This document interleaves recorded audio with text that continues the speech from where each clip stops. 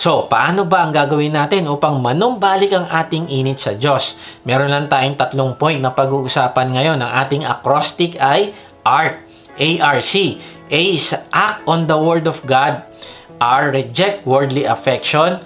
And C, choose to repent now. So, number 1, paano ka makakawala sa pagiging maligamgam? Act on the Word of God. Or B, doer of the Word. And not just hearer. Balikan natin yung talata. Sabi sa Pahayag 3:15-16, alam ko ang mga ginagawa mo. Alam kong hindi ka malamig ni mainit. Mabuti pa sana kung ikaw ay malamig o mainit. Ngunit dahil ikaw ay maligamgam, hindi mainit ni malamig, isusuka kita. Medyo nakaka-confuse ang talata na ito kasi maaaring inisip mo na yung mainit ay masipag na masipag talaga sa Diyos at yung malamig ay walang pakialam sa Diyos. At dahil dito, nagtataka ka kung bakit naman sasabihin ng Panginoong Hesus na dapat maging mainit o malamig na lang ang isang alagad. Yung mainit ay naiintindihan mo na mabuti, pero yung malamig, nagugustuhin ng Panginoong Hesus kaysa maging maligamgam ay hindi mo matanggap. Kaibigan, para mas maintindihan natin kung anong ibig sabihin ng malamig o mainit sa talata, ay tingnan natin yung background ng church ng Laodicea. Siya ay kilala sa kanilang maligamgam na tubig. Mahirap ang supply ng tubig kasi sa kanila, kaya kumukuha lang sila ng tubig sa kalapit na bayan. Sa northern part ng Laodicea ay naroon ang Hierapolis, at sa southeast naman ng Laodicea ay naroon naman ang bayan ng Colossae. Kilala ang Hierapolis sa pagkakaroon nila ng hot spring. Yung hot spring na ito ay masarap inumin at ipangligo. Ito din ay medicinal at therapeutic. Ito namang Colossae ay kilala sa kanilang malamig na tubig na napakasarap inumin. Now, dahil sa mahirap ang tubig sa Laodicea, ay kumukuha sila ng tubig mula sa Hierapolis. Kaya lang, dahil sa ang layo nito ay 11 kilometers, yung mainit na tubig na dumadaloy sa aqueduct mula Hierapolis papuntang Laodicea ay napakahaba at unti-unting lumalamig ang tubig na dumadaloy sa kanya hanggang sa pagdating sa kanya ay maligamgam na ito. Hindi na ito masarap ipangligo o yung medicinal properties niya ay wala na rin at wala na itong gamit sa kanila. Useless na ito. Tapos, hindi naman siya lumamig ng gusto na masarap ding inumin sana, gaya ng tubig sa Colossae. Kaya nga, nung sinabi ng Panginoong Hesus na kayo ay lukewarm o maligamgam, alam na alam nila ang ibig sabihin ng Panginoong Hesus. Ang ibig sabihin ay useless ang kondisyon nila. Kaya sabi ng Panginoong Hesus, sana naging mainit ka na lang kasi mapapakinabangan ka.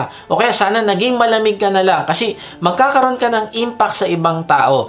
Kaya lang maligamgam ka. Useless ka, kaya isusuka kita. Maaring sila ay uma-attend ng worship service, dumadalo ng Bible study, pero lahat ng naririnig nila na sinasabi ng Diyos ay pumapasok sa kanan tenga at lumalabas sa kaliwa. Hindi sila sumusunod kasi maaring inisip nila nagsisimba naman ako so okay na ako doon. Kaibigan, ang pakikinig ay kulang. Kailangan mong isabuhay o i-apply ang salita ng Diyos. Susunod ka sa Kanya. Gagawin mo yung pinapagawa niya sa iyo. Kung nakikinig ka lang at hindi ka sumusunod, ay wala kang use sa kaharian ng Diyos. Hindi ka nagbibigay ng karangalan sa Kanya. Kaya nga sabi ng Panginoong Hesus, di baling maging mainit ka na lang at maging malamig. Ibig sabihin yung malamig, hindi ito masama. Kung hindi mainit man o malamig ay parehong may pakinabang. Ang hindi pwedeng magamit ay yung nasa gitna ka. Ikaw ay maligamgam. Imagine mo, masarap inumin ng kape kapag mainit.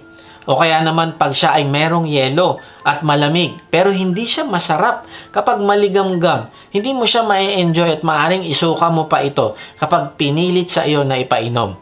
Ganun yung picture na sinasabi ng Diyos na kailangan mong maging malamig o mainit.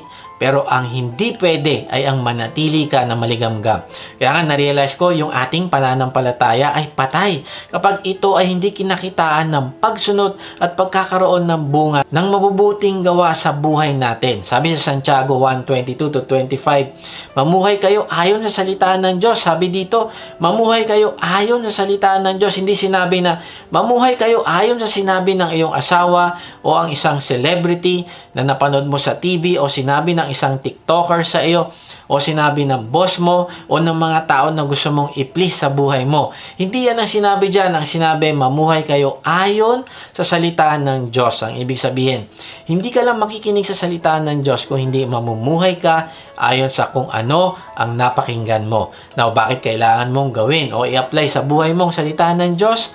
Tignan mo, sabi dyan, kung ito'y pinapakinggan lamang ninyo, ngunit hindi isinasagawa, dinadaya ninyo ang inyong sarili. Maring iniisip mo, nadadaya mo ang Diyos. Sakto-sakto lang ang bigay ko. Hindi ko kailangan magpa-apekto sa Kanya o magpakaseryoso. Pag Sunday naman ay present ako sa church. Hindi naman ako nangre-rape, hindi ako nagnanakaw, hindi ako nang-aagrabyado ng ibang tao. Okay ako. Kaibigan, kapag ganito yung ginagawa mo, hindi mo nadadaya ang Diyos. Kung hindi, ang dinadaya mo ay ang iyong sarili. Ang pinapahamak mo ay ang iyong sarili. Bakit? Kasi sabi sa Bible, hindi mo pwedeng dayain ng Diyos. Hindi mo pwede siyang linlangin. Kung anong tinanim mo, yun ang iyong aanihin. Kaya nga sabi ni Santiago dito, kung nakikinig ka lang, dinadaya mo ang iyong sarili. Parang sinasabi niya, kinakawawa mo ang iyong sarili. Now, bakit ka mapapahamak kung hindi mo isasabuhay ang salita ng Diyos? Tuloy natin sa verse 23, sapagkat ang nakikinig ng salita, ngunit hindi sumusunod dito, ay katulad ng isang taong tumitingin sa salamin at pagkatapos makita ang sarili ay umaalis at kinakalimutan ang kanyang anyo. Wow, sabi dito ay ang pakikinig ng walang kasamang pagsunod o paggawa ay pagtingin sa salamin na nakita mo meron kang dumi pero hindi mo pinansin. Umalis ka at kinalimutan mo yung nakita mo. Kaya ano nangyayari? Yung dumi na yon dadami, lalaki, hanggang isang araw ikakapahamak mo. Bakit? Kasi binigyan ka ng Diyos ng pagkakataon na makita mo ang iyong dumi sa iyong muka sa pamamagitan ng kanyang salita. Kaya lang wala kang ginawa, hindi mo ito binago, wala kang ginawang pagsunod. Kaya ano mangyayari? Walang mangyayaring pagbabago sa iyo, walang mangyayaring paglago. Hindi ka magagamit ng Diyos para sa kanyang kaharian. Kaibigan, anong saysay ng diploma kung hindi mo yan gagamitin para mag-apply ng trabaho? Anong saysay ng pera kung hindi mo yan gagamitin para ibili ng pangangailangan mo? Anong saysay ng wisdom kung hindi mo yan ia-apply? Anong saysay ng iyong faith kung hindi mo yan isasabuhay? Anong saysay ng counseling sa'yo tapos sarili mo pa din ang iyong sinusunod? Anong saysay ng Bible study kung hindi mo susundin at mapapakinabangan ng iyong pamilya? Anong saysay na sasabihin mo na ikaw ay follower ng Panginoong Hesus pero hindi ka naman sumusunod all the way? Namimili ka lang kung saang area ng buhay mo ang isusunod mo sa salita ng Diyos. Pagdating sa opisina, pwede kang mag-compromise. Pagdating sa pagbabahagi ng mabuting balita, sasabihin mo sa iba na lang, wag na ako. Pagdating sa pagmamahal ng walang kondisyon, sasabihin mo, ay maikli kasi yung aking pasensya sa mga taong nang-aabuso, kaya hindi para sa akin yan. Ang pagpapatawad, nako, hindi ko kaya yan. Kaibigan, useless ang salita ng Diyos sa buhay mo kung hindi mo ito susundin. At dahil hindi ka sumusunod, hindi ka rin magagamit ng Diyos sa kanyang kaharian. At kung hindi ka magagamit ng Diyos at maligamgam ka, ay anong gagawin niya? Isusuka ka niya kapag hindi ka nagbago. Kaya nga, sabi ni Santiago, be doers of the word and not hearers only. At huwag mong dayain ng iyong sarili. At sa kabaliktaran naman, kung isasabuhay mo ang salita ng Diyos, ang sabi sa verse 25, ang tao nang sasaliksik at nagpapatuloy sa pagsunod sa kautosang ganap na nagpapalaya sa tao, ang pagpapalain ng Diyos sa lahat ng kanyang gawain. Siya ang taong gumagawa at hindi siya katulad ng nakikinig lamang at pagkatapos ay nakakalimot. Ang sabi dyan, nagsasaliksik at nagpapatuloy. Ibig sabihin, hindi siya maligamgam. Tuloy-tuloy ang kanyang pagpapalago. Meron siyang consistency. Kinikilala niya ang Diyos at sinusunod ito sa kanyang buhay. At kahit anong sabihin ng Diyos, gagawin niya. Dahil ito ang magbibigay ng glory sa Diyos. At yung tao na ito, tignan mo, ano sabi dyan? Pagpapalain ng Diyos sa lahat ng kanyang gawain. Bakit? Kasi siya yung taong gumagawa at hindi siya katulad ng nakikinig lamang at pagkatapos ay nakakalimot. Kaibigan, gusto mo bang pagpalain ka sa lahat ng iyong gawain? Act on the Word of God. Sundin mo ito. Pakinggan mo mabuti at huwag mong kalimutan na sundin. At ang pangako ng Diyos, pagpapalain ka sa lahat ng iyong gawain.